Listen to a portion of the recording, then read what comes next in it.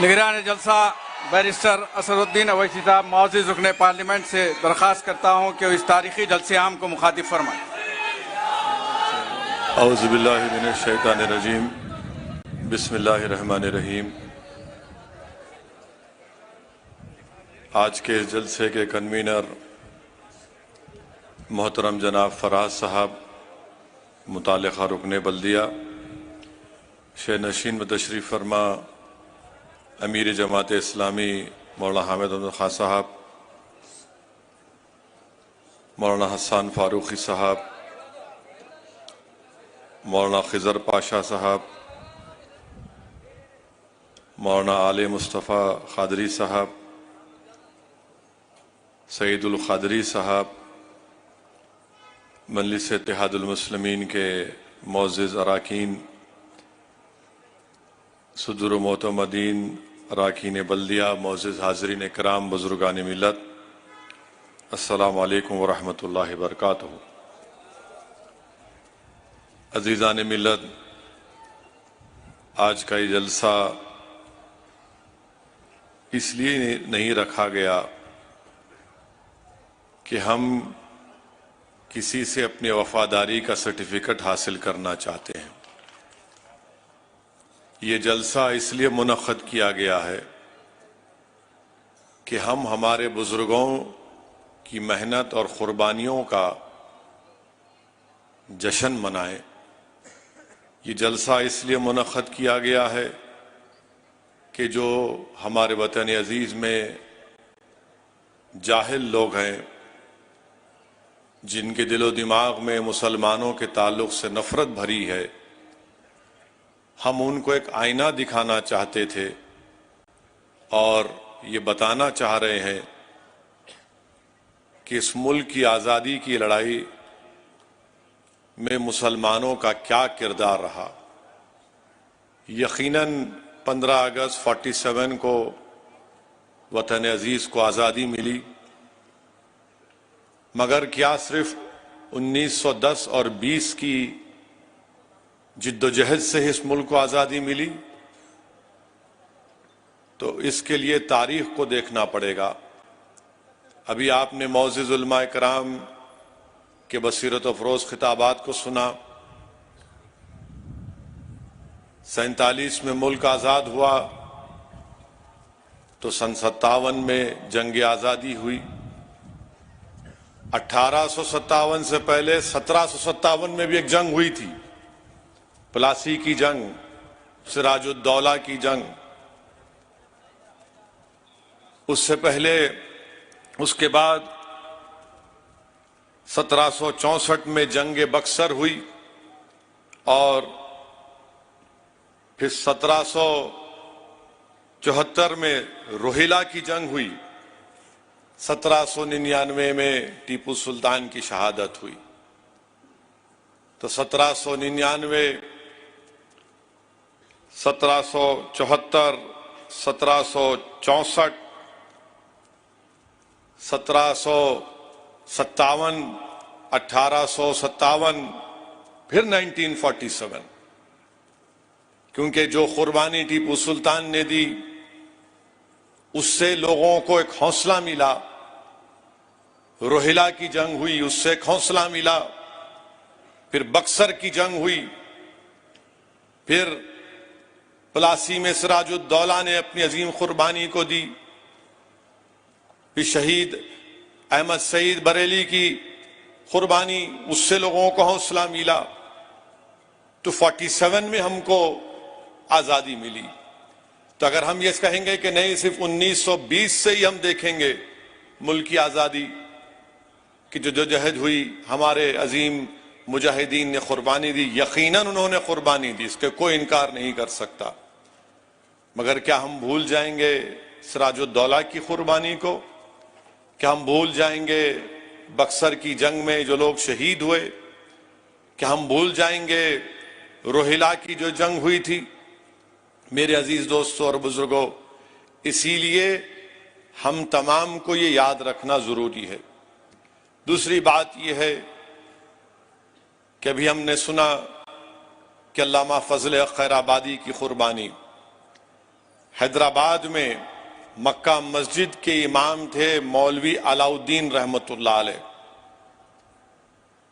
चीमा खान को औरंगाबाद से पकड़कर अंग्रेजों ने लाया था, क्योंकि चीमा खान ने कहा कि मैं अंग्रेजों का साथ नहीं दूंगा। उसके खिलाफ मौलवी अलाउद्दीन रहमतुल्लाह अलैह मक्का मस्जिद में जिहाद के ऊपर खुतबा दिया और वहां से जुलूस निकला तुर्रेबाज खां के साथ।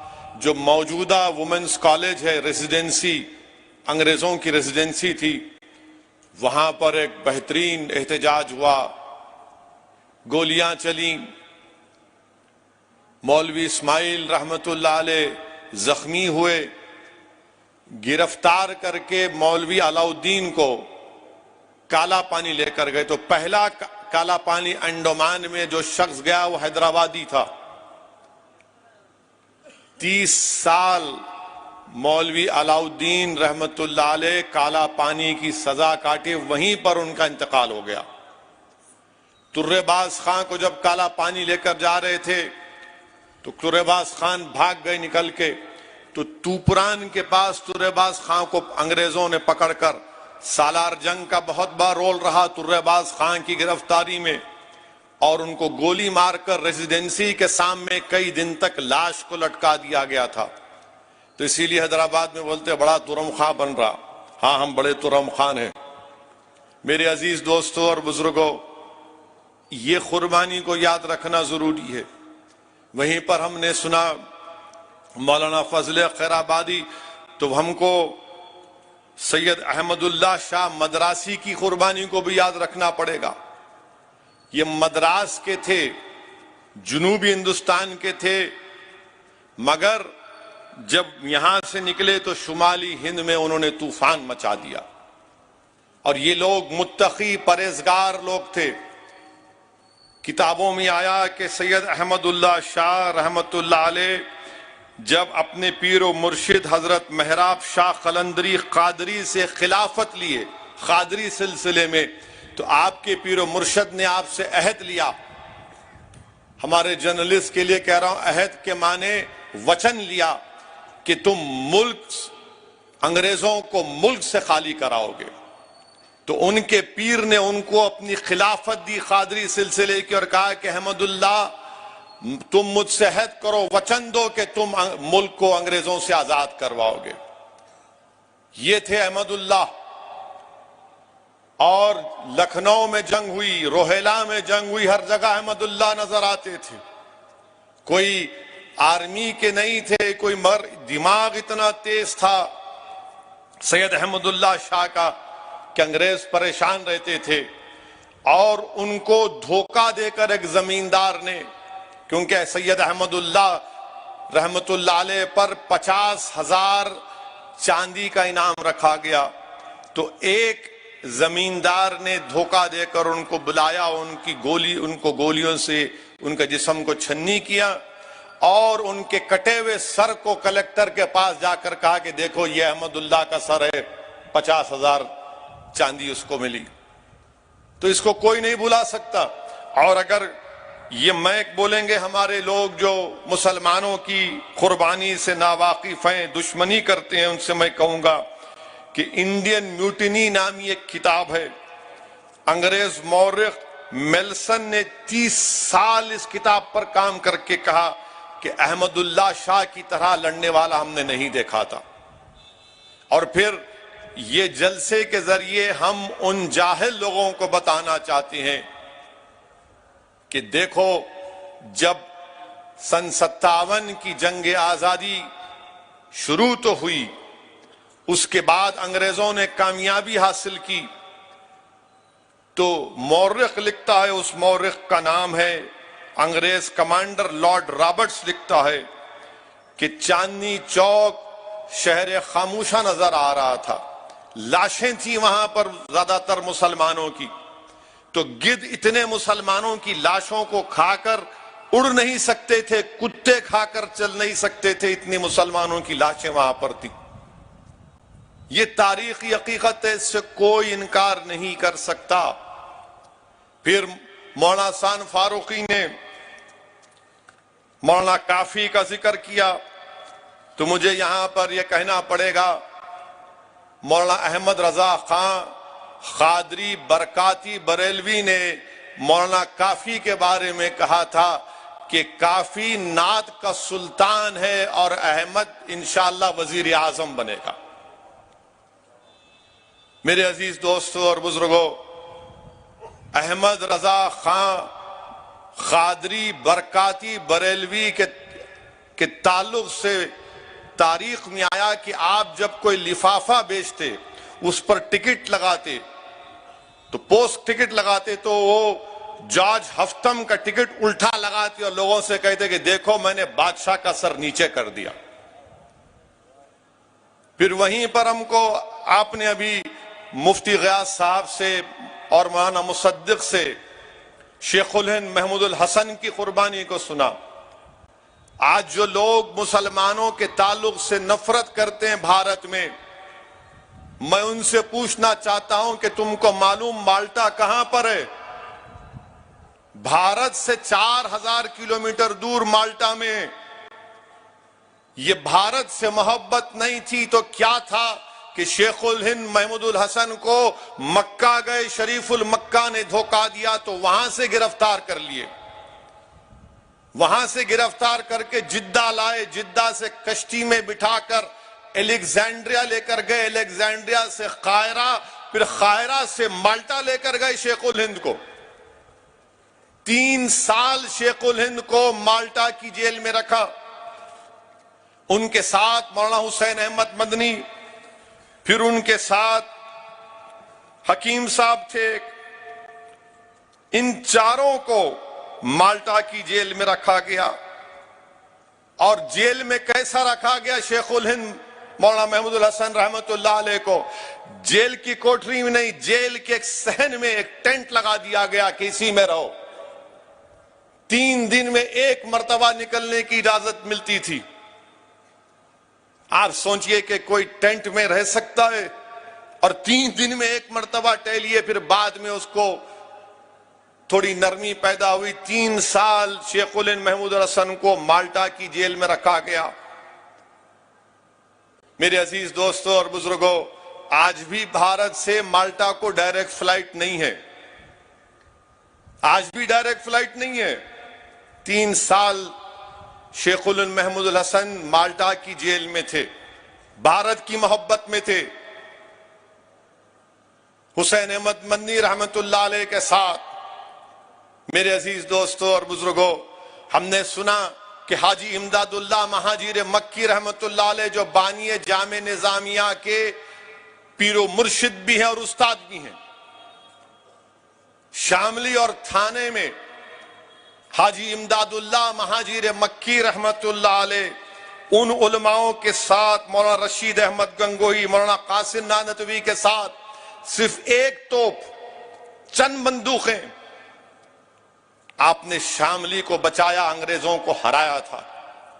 एक अंग्रेज मौरिख, बल्कि एक खातून अंग्रेज की किताब मैंने पढ़ी जिसमें लिखा कि एक मर्तबा जब जंग बाद में अंग्रेज बड़ी तैयारी से आए तो हाजी इमदादुल्लाह महाजीर मक्की रहमतुल्लाह अलैह पीछे हटे तो किसी एक अस्तबल में जाकर छुपना पड़ा। अल्लाह का इतना बड़ा करम हुआ उस अल्लाह के वली पर कि हाजी इमदादुल्लाह महाजीर मक्की उस अस्तबल में है, मगर वो अंग्रेज सिपाही उनको देख नहीं सके। अगर कोई और कह देता तो बोलते अरे बड़ा चढ़ाकर पेश कर दिया। एक अंग्रेज की किताब मैंने पढ़ी, नाम याद नहीं आ रहा। ये उन हमारे मोअज़्ज़िज़ उलमाए कराम जो अल्लाह के वली भी थे, ये इनके करामात भी थे। फिर हाजी इमदादुल्लाह महाजीर मक्की रहमतुल्लाह अलैह मक्का मदीना चले गए। ये हमारे बुजुर्गों की कुर्बानियां हैं, इसको कोई नजरअंदाज नहीं कर सकता। मेरे अजीज दोस्तों और बुजुर्गों, फिर क्या आप जानते कि झांसी की रानी का जिक्र होता है? झांसी की रानी का जिक्र होता है, मगर कोई आपको यह नहीं कहता कि झांसी की रानी के साथ खुदा बख्श कौन था, गुलाम गौस खां कौन थे, तोप के इंचार्ज गुलाम गौस खां, फौज के इंचार्ज खुदा बख्श, झांसी की रानी के साथ, मगर जो मुसलमानों से नफरत करते, मैं उनसे कह रहा हूं, मैं मुसलमानों से नहीं कह रहा हूं, जो मुसलमानों से नफरत करते उनको आईना दिखा रहा हूं। जाके तारीख पढ़ो, हिस्ट्री पढ़ो। तुम्हारे दिलो दिमाग में 70 साल से मुसलमानों के ताल्लुक से नफरत भर दी गई है कि झांसी की रानी के साथ फौज का इंचार्ज खुदा बख्श, आर्टिलरी तोपखाने का इंचार्ज गुलाम गौस खान, और ये लोग 4 जून को शहीद हुए झांसी के किले को का तहफ्फुज करते। और कौन इनके खिलाफ गद्दारी किया? अंग्रेजों के साथ कौन थे? ये ग्वालियर के सिंधियास थे, जिन्होंने झांसी की रानी से लड़ाई लड़ने आए थे। और झांसी की रानी के साथ जो एक हमेशा एक खातून महिला साथ रहती थी, वो क्या हिंदू थी? नहीं, वो मुसलमान थी। क्या नाम था उसका? मंजर नाम था उसका। कोटा की सराय में झांसी की रानी के साथ वो भी शहीद हो गई। ये बताना जरूरी है, ये बोलना जरूरी है, इन लोगों को आईना दिखाना जरूरी है, वरना तो ये सिर्फ नफरत फैला रहे हैं मुसलमानों के ताल्लुक से। मेरे अजीज दोस्तों और बुजुर्गों, फिर वहीं पर आप देखेंगे कि मौजूदा हरियाणा है, बहादुर शाह जफर ने खुद मुख्तारी का ऐलान किया अल्लामा फजले खैराबादी के फतवे के बाद। और अल्लामा फजले खैराबादी दिल्ली की जामा मस्जिद में खड़े होकर अंग्रेजों के खिलाफ जिहाद का फतवा दिए थे। और उस वक्त जुमे की हर नमाज के बाद यह ऐलान होता मुसलमानों से कि जिहाद करो अंग्रेजों के खिलाफ, जिहाद करो अंग्रेजों के खिलाफ। तो हरियाणा का हिस्सा जो अब मौजूदा हरियाणा, वहां पर बहादुर शाह जफर ने जिम्मेदारी दी 2 लोगों को, एक हुकुम जैन को और मुनीर बेग को। ये बेहतरीन मैथमेटिक्स पढ़ाने वाले थे, बेहतरीन जबान बोलते थे। हुकुम चंद और मुनीर बेग, इन दोनों को जिम्मेदारी दी गई। अंग्रेजों से मुकाबला किया, बाद में शिकस्त हुई। तो अंग्रेजों ने क्या किया था? हुकुम चंद को और मुनीर बेग को एक ही दरख्त के एक ही डाली पर इनको लटका कर फांसी दे दी। और क्या किया? इनकी लाशों से क्या किया? मुनीर बेग की लाश को जला दिया और हुकुमचंद जैन की लाश को दफना दिया। इनके मजहब में जलाना नहीं है, जला दो, इनके मजहब में दफनाना नहीं, दफना दो। इसका जिक्र नहीं करेंगे। जो लोग आज तिरंगे की बात करते हैं, इनकी जबान से ये नहीं निकलेगा। अयोध्या को 6 दिसंबर को क्या हुआ सारी दुनिया जानती है, और फिर पिछले साल अगस्त में क्या हुआ दुनिया जानती है। मगर क्या वो लोग बोलेंगे इस बात को कि जब बहादुर शाह जफर की क़ियादत में अंग्रेजों के खिलाफ जिहाद का फतवा हुआ दिया गया और अंग्रेजों के खिलाफ जंग लड़ी गई, तो इसी अयोध्या में हनुमानगढ़ी के रामचरण दास और मौलाना अमीर अली ने मिलकर अंग्रेजों से मुकाबला किया। मौलाना अमीर अली और हनुमानगढ़ी के रामचरण दास ने मिलकर मुकाबला किया और इनको एक इमली के झाड़ पर कुबेर टीला एक जगह, वहां पर इनको फांसी पर लटका दिया गया। यह भी तो हकीकत है, मगर इसके बारे में कोई नहीं बोलता, इसके बारे में कोई जिक्र नहीं करता। मेरे अजीज दोस्तों और बुजुर्गों, आपको बतलाने का मकसद यह भी है कि आज आपसे लोग कहेंगे कि जो मुसलमानों से नफरत करते हैं कि मुसलमान जिम्मेदार है पार्टीशन का, मुसलमान जिम्मेदार है पार्टीशन का। तो मैं आपसे यह अर्ज करना चाहूंगा कि भारत के विभाजन का मुसलमान जिम्मेदार नहीं है। ये जो मुसलमानों से नफरत करते वो आपसे बोलेंगे नहीं नहीं ओवैसी, क्या तुम गलत कह रहे हो? क्या उस वक्त सेंट्रल असेंबली माने उस वक्त की पार्लियामेंट में 102 सीट थी, 30 रिजर्व थी मुसलमानों की, 30 के 30 मुस्लिम लीग जीत गई। तो बोलेंगे ओवैसी झूठ बोल रहा। मगर आपको ये हरगिज नहीं बोलेंगे कि 1945 और 46 में जो इलेक्शन हुआ था उसमें वोट डालने का हक सबको नहीं था। जैसा आज जो 18 साल का जाके वोट डाल सकता है, उस जमाने में वोट डालने का इख्तियार सिर्फ उन्हीं को था जो इनकम टैक्स देते, जो नवाब थे, जो जमींदार थे, जो पढ़े लिखे थे, उन्हीं को वोट डालने का इख्तियार था। बाकी आम मुसलमान को वोट डालने का इख्तियार नहीं था। तो ये मुसलमानों से नफरत करने वाले आधी सच्चाई को बयान करते, आधी सच्चाई को बयान करते। मिसाल के तौर पर उस वक्त के बिहार में जब ये इलेक्शन हुआ तो सिर्फ 7% लोग वोट डाले और बोलते मुसलमान पार्टीशन का जिम्मेदार है। हम जिम्मेदार नहीं है पार्टीशन के। जिनको पाकिस्तान से मोहब्बत थी वो पाकिस्तान भाग गए, जिनको भारत से मोहब्बत थी वो आज भी हैं और कल भी रहेंगे और सुबह कयामत तक रहेंगे इंशाअल्लाह ताला।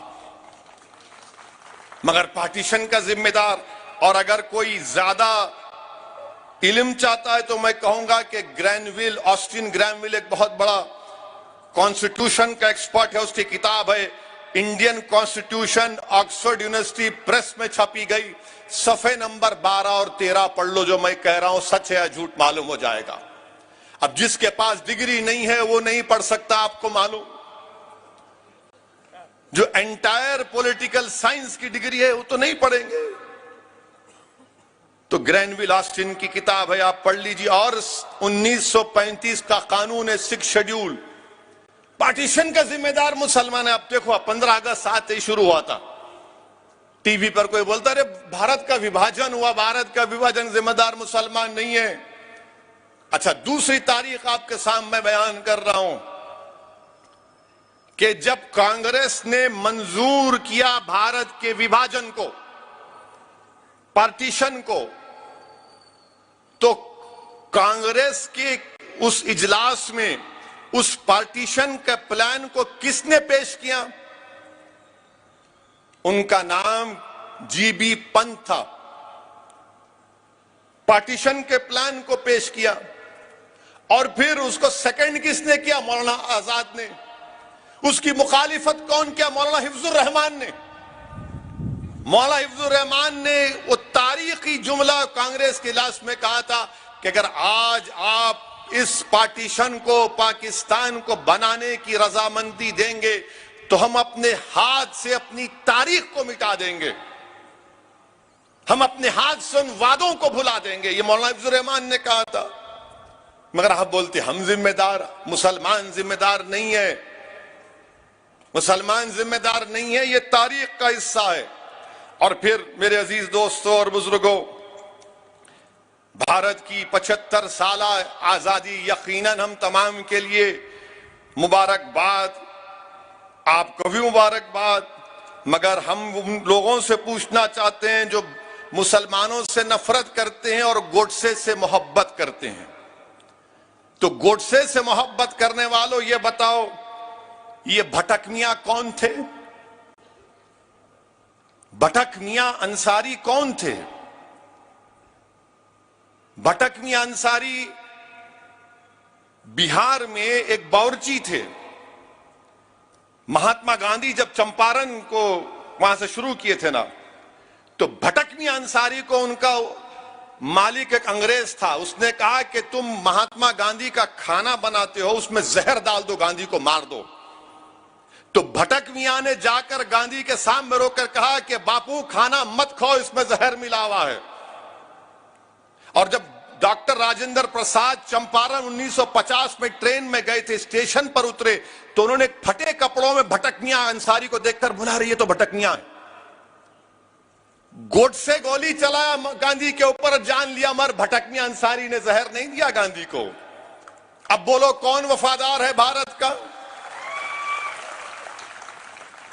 भटक मियां अंसारी भूल गए तुम? अच्छा, हमारे सहाफी जर्नलिस्ट बैठे हैं, बड़ी देर से इंतजार में हैं हमारा भड़काऊ भाषण सुनने के लिए, ताकि इनको कुछ मलाई मिल जाए, इनका काम करना है। हम इन एतराज नहीं है, मगर हम अपने सहाफियों को पूछना चाह रहे कि भाई आपको मालूम, सबसे पहला सहाफी जर्नलिस्ट जिसने अंग्रेजों के खिलाफ अपनी जान दी, उसका नाम क्या था? इनसे पूछ लो, नहीं मालूम होगा इनको। इनके 9 बजे के एंकर का नाम मालूम होगा जो खाली नफरत करता है, बक बक बक बक बक बक। सबसे पहला सहाफी जर्नलिस्ट जो अंग्रेजों ने उसको मारा, उसका नाम मौलवी मोहम्मद बाखर।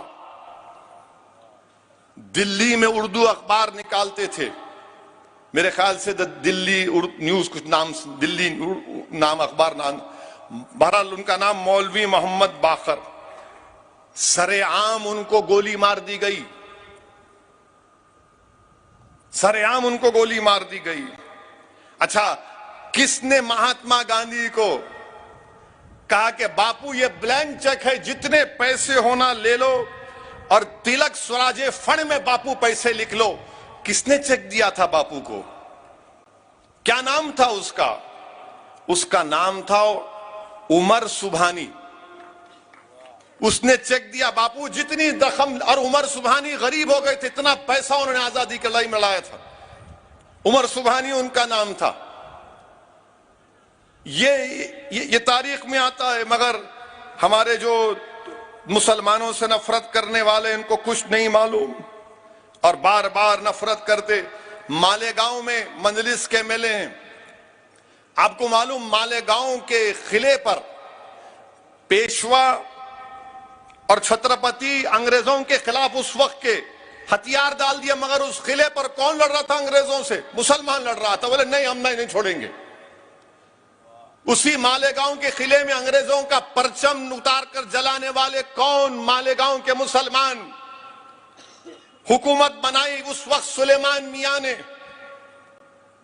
कितने मुसलमान मारे गए? 5 को फांसी की सजा, 2 को इतना मारा गया कि मौत हो गई, 9 को उम्र कैद दिया गया। अब बताइए आप, फिर इनसे पूछिए कि झारखंड जो मौजूदा रियासत है, वहां पर किसने गोलियों से अंग्रेजों से मुकाबला किया? जब गोलियां खत्म हो गई तो पत्थर पहाड़ के उठाकर अंग्रेज फौज पर फेंकने वाले का नाम क्या था? उसका नाम था शेख भिखारी रहमतुल्लाह अलैह, जो आदिवासियों के साथ मिलकर लड़ते थे। इनसे पूछिए कि टीटू मीर कौन था? टीटू मीर बंगाल के थे और वो किसानों की लड़ाई अंग्रेजों के खिलाफ करते थे, टीटू मीर थे। और फिर इनसे पूछिए जो मुसलमानों से नफरत करते हैं, अब्दुल कय्यूम अंसारी कौन थे? बिहार के, जो वहां बिहार के पसमानदा मुसलमान के लीडर थे, मगर 2 नेशन थियरी के खिलाफ थे। 2 नेशन थियरी के खिलाफ थे टीटू मीर, अब ये अब्दुल कय्यूम अंसारी साहब। अच्छा, इनसे पूछिए जो मुसलमानों से नफरत करते हैं, अभी मुस्लिम खवातीन का जिक्र हुआ जिन्होंने अपनी जानों को कुर्बान किया। थाना भवन शामली के पास है, मगरबी यूपी में। असगरी बेगम कौन थी? असगरी बेगम को जिंदा अंग्रेजों ने जला दिया था, क्योंकि उनके शौहर और वो मिलकर अंग्रेजों के खिलाफ लड़ते थे। असगरी बेगम को जिंदा जला दिया। बेगम हजरत महल अपने बेटे से एक साथ लड़ते लड़ते भागना पड़ा, नेपाल में चले गई, नेपाल चले गई। मेरे अजीज दोस्तों और बुजुर्गों, फिर जब अदम ताउन की तहरीक का ऐलान हुआ महात्मा गांधी की तरफ से, पूछिए इनसे कि कौन सा इंडस्ट्रियलिस्ट था जिसने अपना कारोबार को बंद कर दिया? उसको उस वक्त शुगर किंग बोलते थे, उसका नाम था सबा सिद्दीक। मुसलमान सबा सिद्दीक ने कहा कि महात्मा गांधी और सबने कहा कि अब बंद, अदम ताउन, नॉन कोऑपरेशन में अपना कारोबार को बंद करता हूं। मुंबई में जितने खोजे और मेमन लोग थे, उन्होंने कहा कि हम भी कारोबार बंद करते हैं, कारोबार बंद कर दिया। मगर आप तो कारोबार अपना चलाते रहे, आप तो नफरत फैलाते रहे। अच्छा, ये जो मुसलमानों से नफरत करते हैं, उनसे पूछिए अल्लाह बख्श कौन था? अल्लाह बख्श कौन था? उनको बोलेंगे अल्लाह बख्श तो अल्लाह अल्लाह ही बोलेंगे, अल्लाह ही बोलेंगे। अल्लाह बख्श के बारे में मालूम ही नहीं। अल्लाह बख्श सिंध का चीफ मिनिस्टर था, जिना के सख्त खिलाफ था अल्लाह बख्श। दिल्ली में आजाद कॉन्फ्रेंस अल्लाह बख्श ने कराई थी। लोग बोलते उस जमाने में लाखों लोग आए थे। अल्लाह बख्श ने धज्जियां उड़ा दी जिन्ना के टू नेशन थ्योरी की। अल्लाह बख्श को जब चर्चिल की तकरीर अल्लाह बख्श ने बरतानिया के हाउस ऑफ कॉमन्स में सुनी कि चर्चिल ने हमारी जंग आजादी का मजाक उड़ाया, तो अल्लाह बख्श को सर का टाइटल खान बहादुर का खिताब अंग्रेजों ने दिया था। और OBE कहते हैं ऑर्डर ऑफ ब्रिटिश एम्पायर। तो अल्लाह बख्श ने कहा कि मैं मुंह पर फेंकता हूं अंग्रेजों के, क्योंकि विंस्टन चर्चिल ने हमारे मुजाहिदीन आजादी की तौहीन की।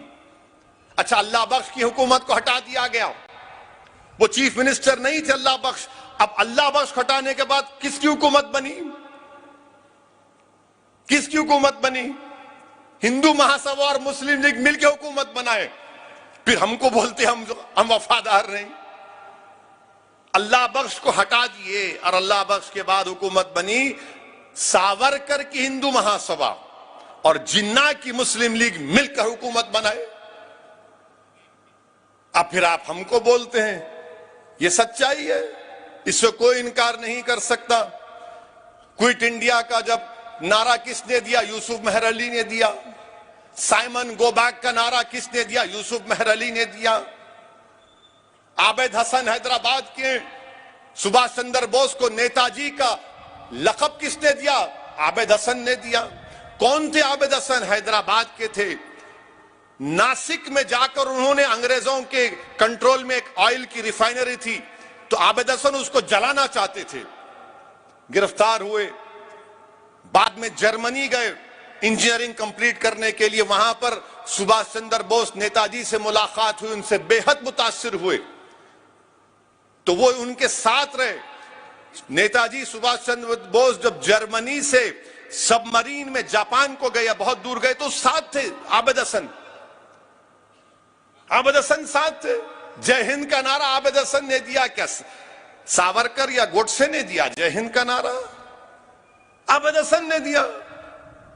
मेरे अजीज दोस्तों और बुजुर्गों, ये जलसा इसलिए मुनक्कद किया गया है, और याद रखिए इस बात को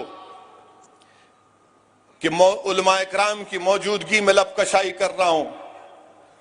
अल्लाह के रसूल सल्लल्लाहु अलैहि वसल्लम, मोहम्मद मुस्तफ़ा सल्लल्लाहु अलैहि वसल्लम जब मदीने को वापिस आते तो मदीने की दीवारों को मोहब्बत की निगाहों से देखते थे।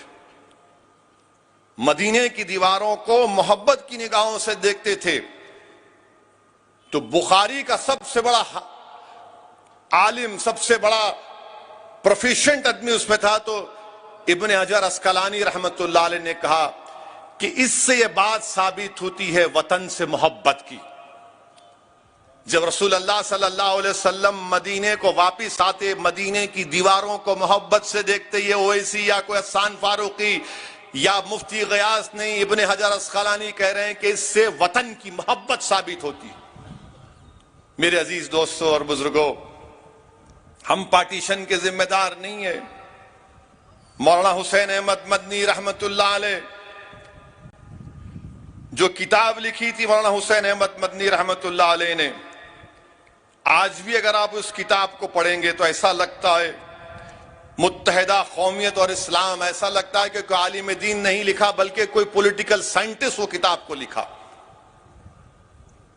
मौलाना हुसैन अहमद मदनी ने कहा था कि मुसलमान इस मुल्क का वफादार है, मिसालें देकर कहा कि हम इस जमीन में दफनाए जाएंगे, ये हमारा कब्रस्तान भी है, हमारी आरामगाह भी है ये, और हम यहीं से उठाए जाएंगे जब क़यामत होगी। हमारा अकीदा है, हम यहीं से उठाए जाएंगे।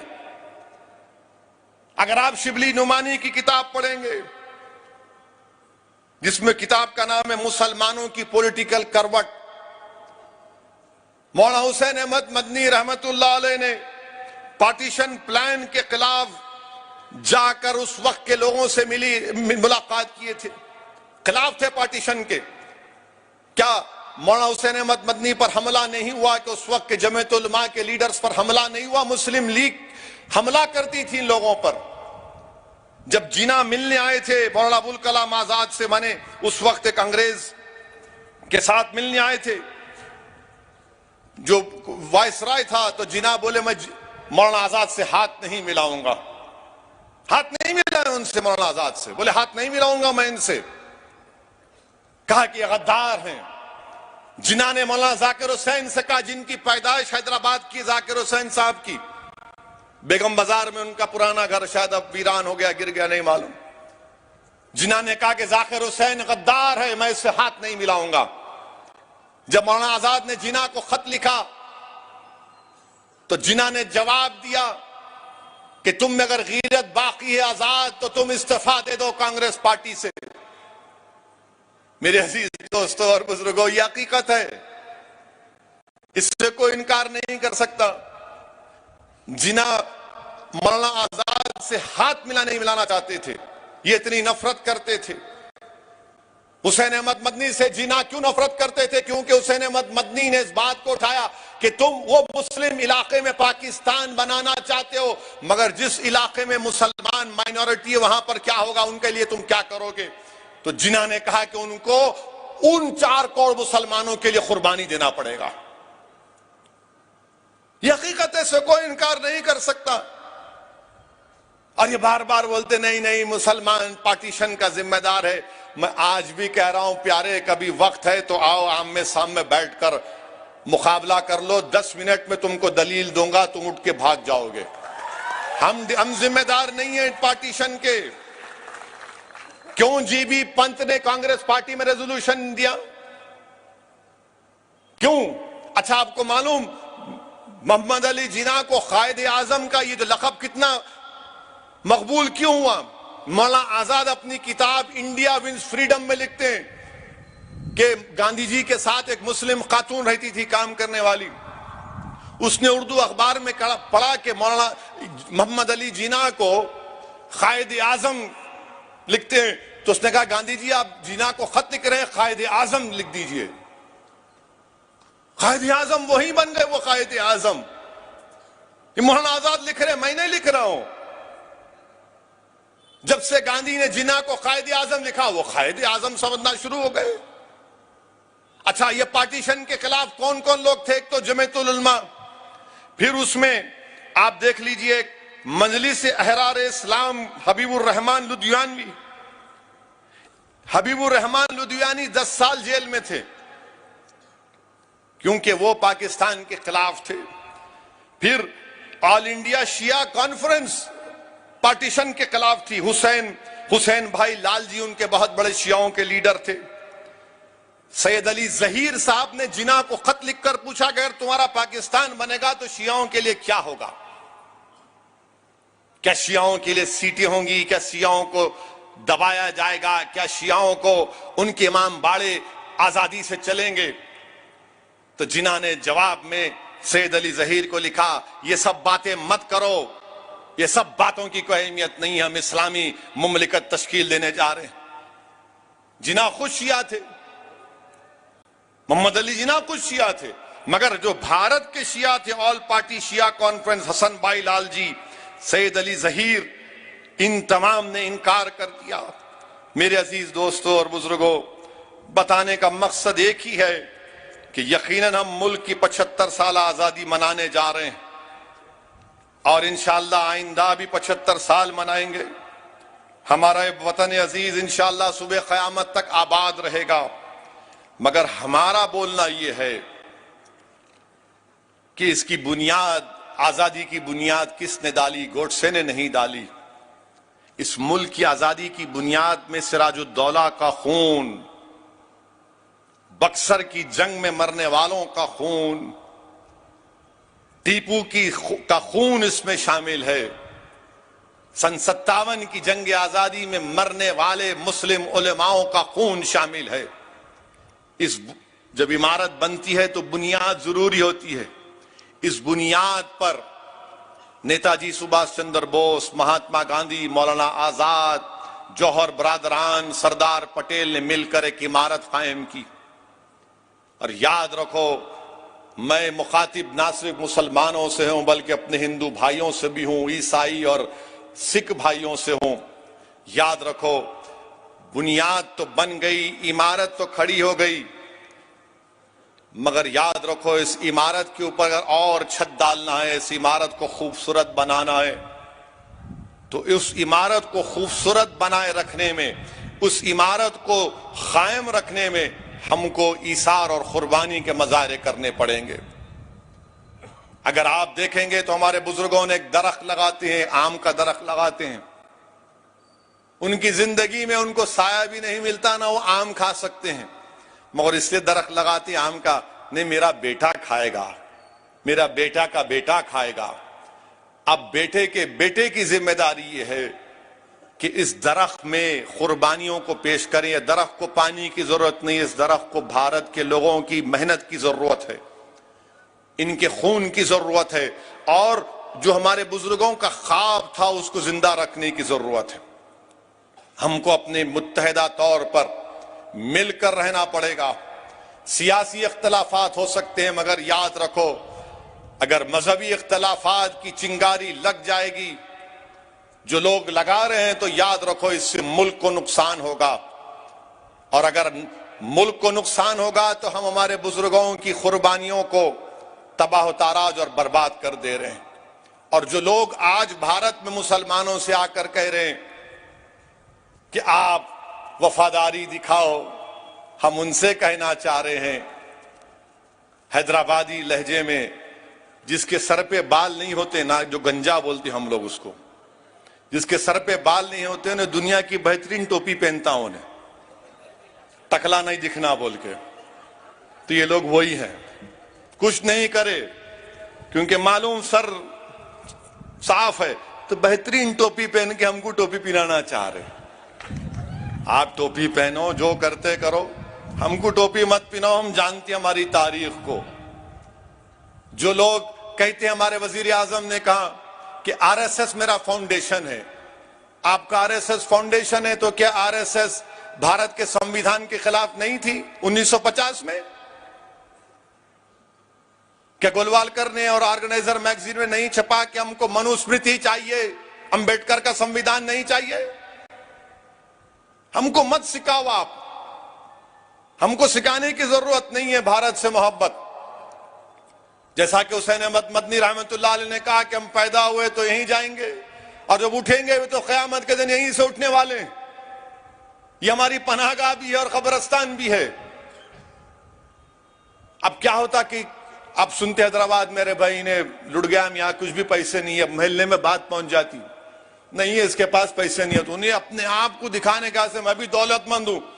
उन्हें क्या करता, अरे 15 अगस्त है, लो मैं लगाओ, तुम भी लगाओ, 10 झंडे लगाओ, पैसे दे रहा हूं सबको। ख्वाजा गरीब नवाज और रसाने ने वो बड़ा बिरयानी पकाओ यहाँ, दुनिया को दिखाने के लिए कि मैं फकाट नहीं हुआ हूं। तो इनका मामला यही है, दिखाने में कुछ नहीं है, फकाट है, मगर सबको दिखा रहे हैं, सबको दिखा रहे। आपकी मोहब्बत जब नहीं थी, इतने नाम मैं लिया हूं, इतने उलमा नाम लिए हैं, आप एक नाम दिखा दो अपना, एक नाम तो दिखा दो अपना। आप कुछ नाम नहीं दिखा सकते। मैं आपसे इसीलिए अपील कर रहा हूं कि नौजवानों को भारत की तारीख पढ़ना जरूरी है। यह कोई सियासी जलसा नहीं है, मगर ना ही ये जलसा किसी सर्टिफिकेट हासिल करने का है। 75 साल की आजादी यकीनन हम तमाम के लिए खुशी का मौका है। और याद रखिए, जिसको भारत से मोहब्बत है, जिसको भारत पर फख्र है, उसको भारत की हर कल्चर से मोहब्बत करना पड़ेगा। अगर कोई दावा करता है कि मैं भारत से बहुत मोहब्बत करता हूं, तो भारत की हर तहजीब से मोहब्बत करना पड़ेगा। अगर कोई कहता है कि मुझे I am proud to be an Indian, जब तुम प्राउड हो इंडिया के लिए, तो तुमको भारत के माजी को भी मानना पड़ेगा। और भारत का माजी कहता है कि मुसलमान इस मुल्क की आजादी के लिए सबसे ज्यादा अपना खून बहा, इस माजी पर भी तुमको फख्र करना पड़ेगा। सिर्फ ये नहीं हो सकता कि मैं proud Indian. If you are a proud Indian, you must be proud of your past also. वो हमारा माजी है, जो एक रोशन माजी है। और याद रखो, जो लोग हमको दबा रहे हैं, हम दबने वाले नहीं हैं। हमारी रगों में भी अल्लामा फजल खैराबादी का खून है, हमारे रगों में काफी का खून है, अहमदुल्लाह का खून है, हमारी रगों में महमूदुल हसन का खून है, अहमद रजा का खून है हमारी रगों में। याद रखो, कुर्बानी देना हमारे लिए बहुत आसान है, खून बहाना इस देश के लिए हमारे लिए बहुत आसान है। और आज आप बोलते टेररिज्म, अरे कहां का टेररिज्म? जब जिहाद के फतवे दिल्ली की जामा मस्जिद से दिए गए, वो जिहाद के फतवे दिए गए थे अंग्रेजों के खिलाफ। तो मेरे अजीज दोस्तों और बुजुर्गों, ये चंद अहम गुजारिशात मुझे आप तक कहना था। फख्र से रहिए। और ये बात मैं मानता हूं कि वतन अजीज में आज जो हालात हैं, जो मुश्किलात हैं, इसका अंदाजा आपको भी और मुझे भी है। मगर मेरे अजीज दोस्तों और बुजुर्गों, हिम्मत और हौसले को बुलंद रखना है। हिम्मत और हौसले को बुलंद रखना है। ये बात बिल्कुल सही है। शायद बहुत से लोगों को कड़वी लगेगी मेरी आखिरी बात, कि भारत में अगर सबसे ज्यादा किसी की बेइज्जती की जाती है तो मुसलमानों की। भारत में अगर सबसे ज्यादा कोई गैर महफूज है तो मुसलमान है। भारत में अगर सबसे ज्यादा किसी को नजरअंदाज कर दिया जाता है तो मुसलमान है। ये कोई टीवी की हेडलाइन के लिए नहीं कह रहा हूं मैं। मेरे पास आदाद शुमार हैं। मुल्क आजाद जरूर हो गया, मगर गौ रक्षकों को जो आजादी है वो आजादी उनको नहीं मिलनी चाहिए। जिनको जबान से गंदगी बकवास बकते हैं किसी समुदाय के खिलाफ, किसी मजहब के खिलाफ, तो उनको आजादी नहीं मिलनी चाहिए बकवास करने की। अब मुल्क तो आजाद हो गया, मगर आजादी का मजा क्या उन गरीबों को मिल रहा है? उन बच्चों को मिल रहा है? उन खवातीन को मिल रहा है जो आंगनवाड़ी के टीचर हैं, 4000 की तनख्वाह पे जिंदगी गुजार रहे हैं? वो किसानों को मिल रहा है फायदा कुछ, जिनकी आमदनी कम हो गई? हम उम्मीद करते हैं कि देश के प्रधानमंत्री जब 15 अगस्त को लाल किले से खड़े होकर मुल्क से खिताब करेंगे तो मुल्क के मजलूमों का जिक्र करेंगे। हम उम्मीद करते हैं कि देश के प्रधानमंत्री जब 15 अगस्त को झंडा तिरंगा लहराएंगे तो अल्लामा फजल खैराबादी का, मौलाना महमूद हसन का, हुसैन अहमद मदनी का, मौलाना काफी का, अशफाकुल्लाह का जिक्र करेंगे। नहीं मालूम करेंगे या नहीं करेंगे, वो करे या ना करे, हम तो करते रहेंगे। हमको फख्र है हमारे बुजुर्गों पर। हमारा सीना चौड़ा हो जाता है जब हम अपने बुजुर्गों की कुर्बानियों की दास्तानों को पढ़ते हैं कि कैसे अल्लामा फजल खैराबादी जिस दिन उनके बेटे रिहाई का पैगाम लेकर आए, उसी दिन अल्लामा फजल खैराबादी का इंतकाल हो गया। उसी दिन अल्लामा फजल खैराबादी का इंतकाल हो गया। मौलवी अलाउद्दीन की लाश हैदराबाद को भी नहीं आई। तुरेबाज खान की लाश लटकती रही सुल्तान बाजार में कई दिनों तक। मेरे अजीज दोस्तों बुजुर्गों, ये मुल्क की आजादी हमको आसानी से नहीं मिली। बहुत मुश्किलात और कठिन सफरात से गुजरना पड़ा।